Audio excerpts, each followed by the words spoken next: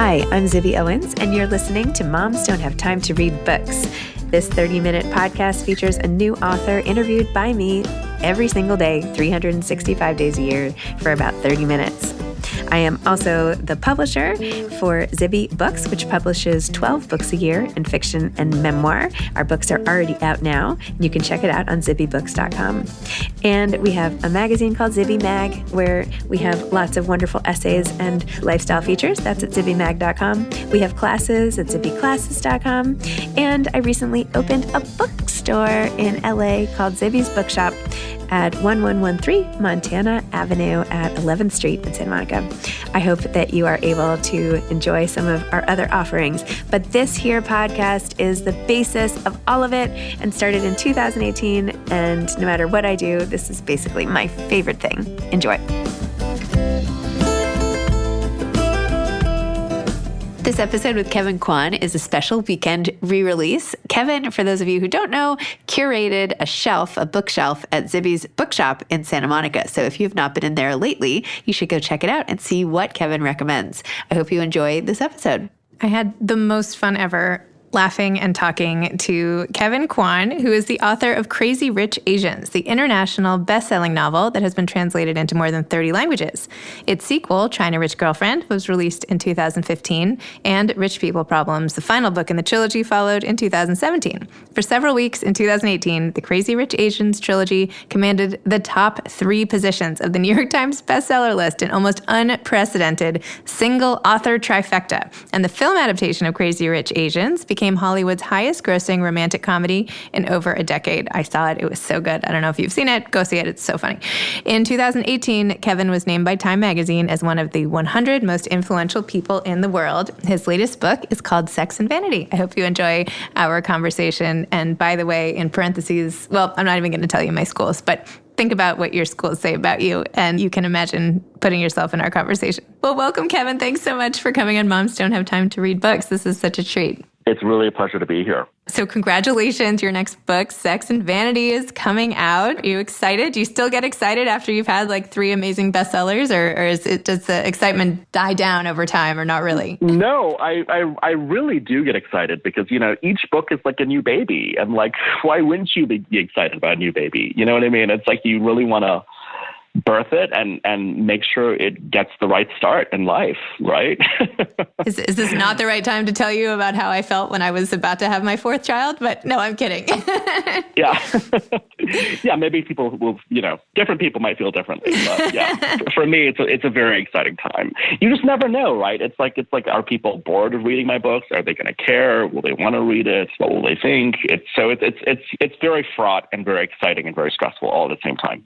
Wow. You know, it's so funny because I'm sure people would just assume that you wouldn't be nervous at all, right? And yet you're just a human being like everybody else, you know? Like, I think that's one thing is that as readers, we assume that authors have all this confidence and that every book that comes out will just naturally be a success. But I think that the authors are just so worried about it all the time. It's continually a surprise to me. Maybe it's just me, but like I feel like everything is an experiment, and you just never know like what people will think. And this book especially, like I've gone out on a limb to do something different, and I hope readers will come along with me on this ride. You know, it's quite different from my last 3 books, but hopefully no less fun. I thought this book was super fun, and I am so appreciative that you essentially whisked me off to Capri for the time I was reading it out of the confinement of, you know, the quarantine-ish situation. So I thought it was great. Yay. Wow. Thank you. It's so great to actually also be talking to someone that actually read the book. Yes. You'd be amazed. No, I read the book. I appreciated all the details and all the rest of it. And I wish I could meet somebody who would offer up their hotel room to me next time I get a terrible room in a hotel. And the rest. You never know, right? Hope springs eternal. You know, you never know. You never know. We'll see what happens. Just wear the right hat. Wear the right hat and it'll happen. Yeah, exactly. I also just whenever you introduce a character, you put in parentheses their entire educational background. And that just did not get old. I thought that was so clever and funny and just like so par for the course. You know, my husband sort of entered into this world from Florida, and he's he was like, why does everybody immediately ask and explain why everybody else went to school? He's like, that was like not a question that we asked growing up. Nobody cared. And here, anyone you meet at a party is like, oh yeah, well, where'd you go to college? Where'd you go to business school? Where'd you do this? And he was like, what is going on? Bingo. This is exactly why I did that, because like I grew up in suburban Texas, and maybe it was just my friends, or like we were like the most low achieving people you could possibly imagine. Like our dream was like to get into like the state school. You know what I mean? So fast forward like 10 years later, I'm in New York, and everyone is just obsessed with their schools. You know, not just their colleges. It goes back to their kindergartens. Especially, this particular breed of New Yorkers, that grew up on the Upper East Side. I would say preschool counts too. I wouldn't discount preschool. Yeah, definitely. Preschool, yeah. And even like your mom, like which like class she went to for like her mamas or whatever, like, yeah, it dates back as early as you can possibly date. And so it was always, like snobbery fascinates me in all shapes and forms. So like, I remember, one of my first jobs, like my coworkers, like, what school did you go to? And I'm so proud to have gone to a state school. Like I thought I got a great education, a quality education. And I would like proudly say that. And they would just, the looks on their faces, it was like so unfathomable to them that I didn't go to like an Ivy League or like one of the cool colleges on the East Coast. So I just felt this was a really fun way to like capture that snobbery of that social group, number one. But I think also I play this game where like, if you know these schools, if you know this world, just even in that parentheses, you can see someone's whole life story in just those 4 schools, right? Totally. So, and then sometimes you'd go, oh, wait, what happened there? Why did she go from this really prestigious prep school to this college? Mm-hmm, exactly. Like what happened? Yeah. And then she did this, So I really played this game. And to me, it's yet another layer that hopefully lends more richness to each character.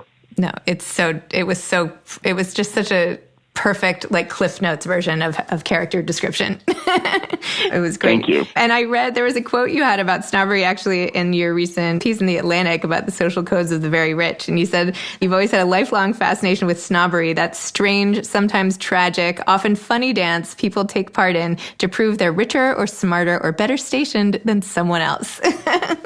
So tell me a little more about when this sort of interest in snobbery started. I've heard you described yourself as a total observer at times. So tell me about where that came from. I mean, it really began in grade school. So I grew up the first 11 years of my life in Singapore, and I did not know because I didn't, enroll myself there. My parents put me there.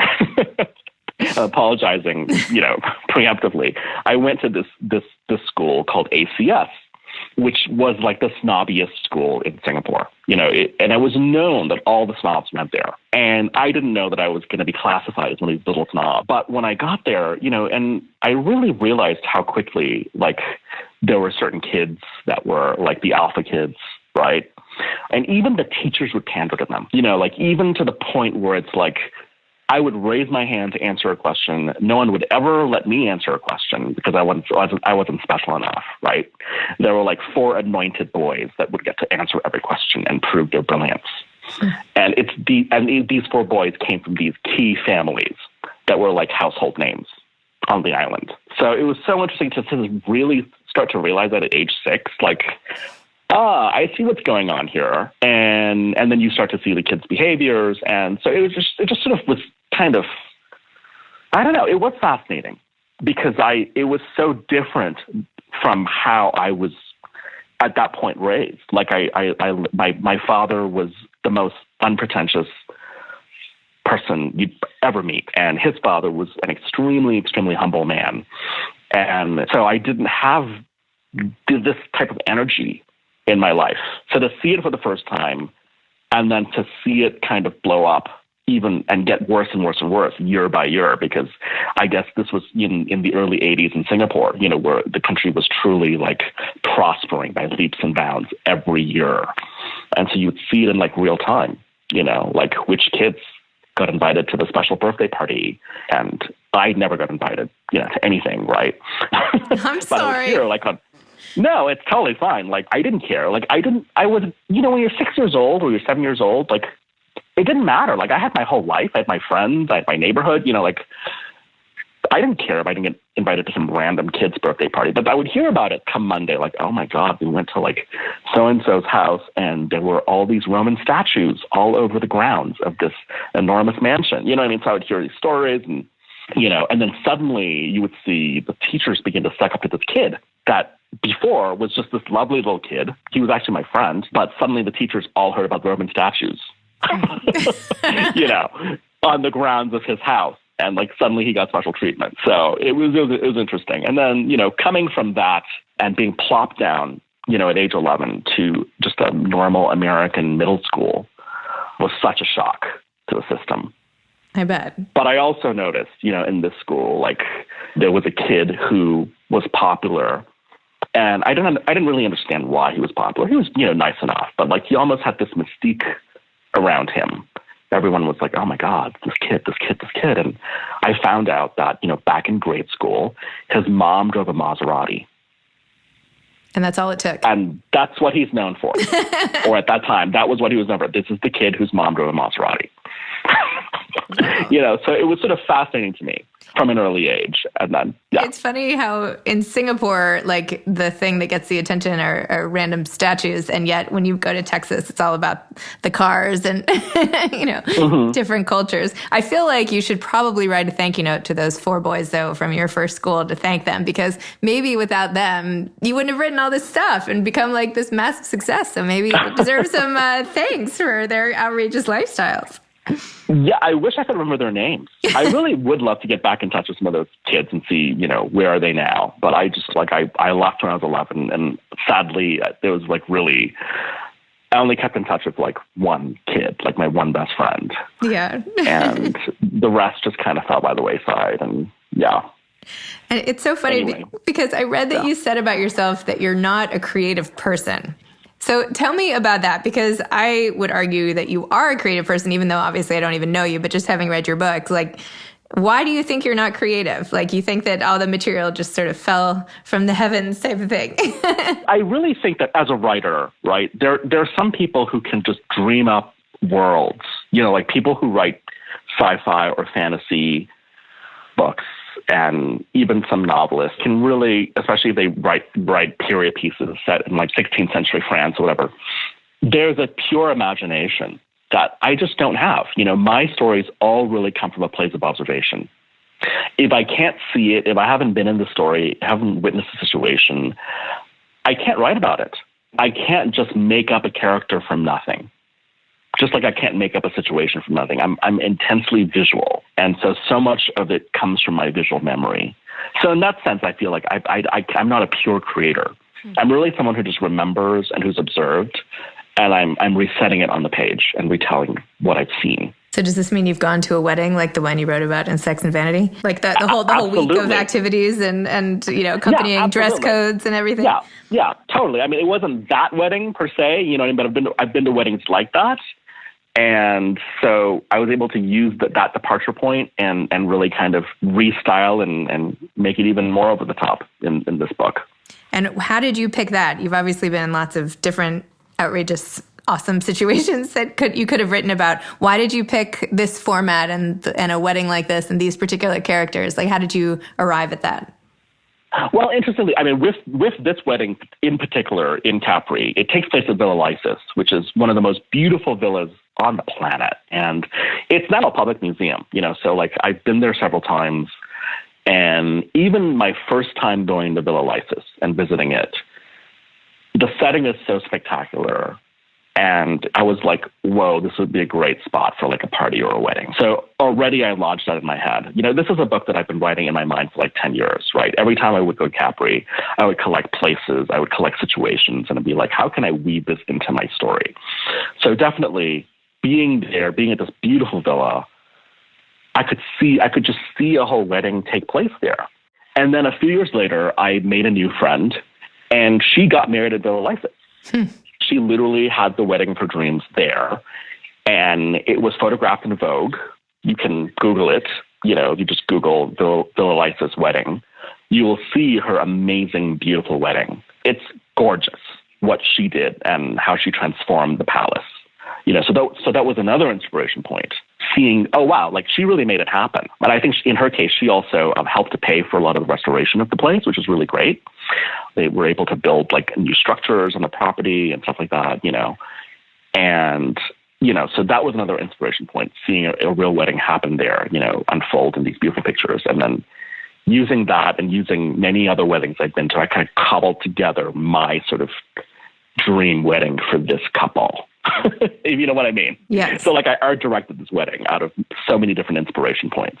I have now Googled and I'm looking at all the pictures of the wedding at Villa Lysis. While we're talking, are they not unbelievable. Oh my gosh. It's unbelievable. And it's, she did it in such a classy way. You know what I mean? Like it was so intimate, so full of love, and it's over the top, but it's still just exquisite. Oh my gosh. Well, this is now on awesome. my wish list, is to find somebody I know who will get married here and invite me. I'll have to. Me too. Or as I told my friend, I wish I could like get in a time machine and we would have met like 2 years earlier, and then I would have been invited to your wedding. Yeah, totally. Maybe my kids. So. Maybe I can start campaigning for destination wedding here. I've only got 30 years to work on it. So totally. Yeah. But yeah, so it's a beautiful fantasy spot. And, like with all my books, I'm trying to transport people and just give them a really fun ride, into a world that's just fantastical and yet rooted enough and grounded enough in reality where they can actually relate. So it's this whole funny thing in society right now, I feel like, because there's so much anti-wealth sentiment, right? Everybody in every article is just like down with the wealth. Like it's like, a crime to be a wealthy person. And yet there is obviously this enormous fascination, right? The proof is in the pudding of you're selling like bazillion copies of your books because people want a piece of it. So they want to see it, and yet they have to publicly discount it. I don't know. What do you make of that whole thing? I think there's a fascination and a revulsion, because I also see like, I get comments on my, Instagram and I see some people, they're like, we love the story, but like, we wish the people weren't so wealthy, And I'm like, do you really? I mean, would you actually be interested in reading about them if they were just like crazy middle-class Asians? You know what I mean? Like, that's a whole other book. You know what I mean? Like, and that's very valid, absolutely. But I think since the beginning of time, people have been fascinated by, I think, power and the people who are at the top of the pyramid, beginning with the pharaoh. Yeah, you know what I mean? Mm-hmm. Beginning of stories of the pharaoh that was passed down through gossip, to stories in the Bible about the rich and powerful, to Machiavelli, to Shakespeare. Even during the Spanish flu, people were reading Edith Wharton's books and Henry James's books and sort of escaping into these worlds. And I think what also is important is that I think for people who are not in that 1%, it's kind of gratifying to see that, these rich people have problems too. Mm-hmm. You know what I mean? There is a universality to experience. It brings them down, to bring down these characters, to have to reckon with the fates and to have to experience the tragedies and the dramas of their lives. So I think people are always riveted, by that. Certainly in my books, like I go to great lengths. I'm not glorifying the wealth. I'm just portraying it as I see it. And I'm also revealing that in these worlds, there are decent people who understand and who realize that they're extremely privileged in a world that's completely full of inequality, and who are trying to make a difference. So really, you're doing a public service. You're like helping out a whole group of people. It's very nice of you. Making people more relatable and everything. It's perfect. I don't know if you can say that. Yeah, but, and I think especially with Sex and Vanity, like, in Crazy Rich Asians, I really doubled down on like the lavish descriptions and the brand name dropping and all of that, because that to me captured how these people really are. Mm-hmm. Mm-hmm. It's interesting because like I would go to Hong Kong and I would meet friends and visit relatives, and everyone is just brand name dropping a mile a minute, and they're fascinated by like, oh, what are you wearing? Who made your shoes? Who made your watch? Like stuff that would never come up in a conversation in the United States. Mm-hmm. It is a cultural difference over there. It's not seen as rude to ask like, oh, who made your shirt and how much you pay for it? You know what I mean? So I wanted to really accurately portray that world, and it's satire. And making fun of these people. That's what a lot of people fail to like remember. And in this new series, it's they do come from privilege, but that's sort of beside the point in many ways. Mm-hmm. Interesting. I hope you agree. It's Lucy isn't driven by money in any way, shape, or form. Like, she's got other issues she's dealing with. Yes, it's just a backdrop. It's just like one character element, essentially. Yeah. But it's not her defining element, as it is for some people. Exactly. Like Eddie in my Crazy Rich Asians series, he's completely defined by his status symbols and his position and his wealth and his, average net worth every day. Well, whereas Lucy and George and some of the other characters in this book, they're totally have completely different values. Right. And maybe that's reflective of where they come from. And maybe there's more of a relatability factor in that they have, normal thoughts and feelings, and maybe it's easier almost to put yourself in their shoes and feel like you're living this life. I don't know. I mean, everything was great, but I mean, were you sympathetic to their plight? Did you want me to be? Did you want me to be? No, yes, I am sympathetic to their plights. Yeah. I mean, I don't have anything against any groups of people. I mean, you can't help the family you're born into, and they're wonderful people who have all different levels of wealth, and I think that any issues you're having are your own issues to deal with. And just because you might be more privileged in some ways than others doesn't mean the pain is any less. Like the pain of grief or loss, and I don't know. I mean, it doesn't matter what you have. Love and loss and connection, that's all the same stuff. The outside is just the backdrop for it in a way. But anyway, that's my own 2 cents. I absolutely agree. And I think actually wealth amplifies that and a lot of times complicates and makes things worse. It can. Yeah, you're totally right. For people, it can. Yep. Well, especially because people assume if you are wealthy that nothing should be bothering you ever. And that's not fair. Mm-hmm. Right? Is it? Your characters have things bother them. They sure do. Otherwise, it wouldn't be interesting. Exactly. Otherwise, why would you be reading? Right. Yeah. Totally. Exactly. Tell me a little more about your writing process. Like, how much of this book do you have outlined? I love how you did it by, the place of all the events and all of that. Like, do you have all of that thought out before you start writing, or does it happen as you go? What's your process like? It's totally. I'm like the messiest, most haphazard writer you can possibly meet. So it's like I'm handling this big muddy block and I'm slowly just chipping away at it, until it becomes something that I want to look at. So I don't really outline at all. I have an idea and I write actually chronologically, so it just keeps building. I can't skip from chapter to chapter. I can't write, something three chapters down. So I really tell the story as it evolves. And the characters really, once I set an idea, the characters really take over, and the dialogue that comes out and the situations that happen. Like, because I write so quickly, I'm almost in like a trance state when I write. I always write, it's just sort of, I let it all come out. And then the next morning I'll go back and read it. And like every day I go back and I go, wait a minute, what happened? Like, who wrote this? I really see that in many, many of my chapters and scenes, especially with the crazier characters, like, that will express themselves. It's like, I don't know where this came from, but okay, let's go with it because this now changes the situation, right? And let's just go there. So I'm very, very experimental and haphazard and in what I do. And I can't imagine writing with an outline and being like having to commit to like a structure. That's just not how I work. So how long did this book take to write? It actually only took 4 months. Wow. This is the fastest book I've written. And I think a lot of it was because I was given a break in between a TV project to really like have some time to write a novel. So I really wanted to maximize the time. This was all pre-COVID. Had I known that, this would happen, I would have been like, give me a year and let me do half of this while I'm socially isolating. But, it worked out the way it did.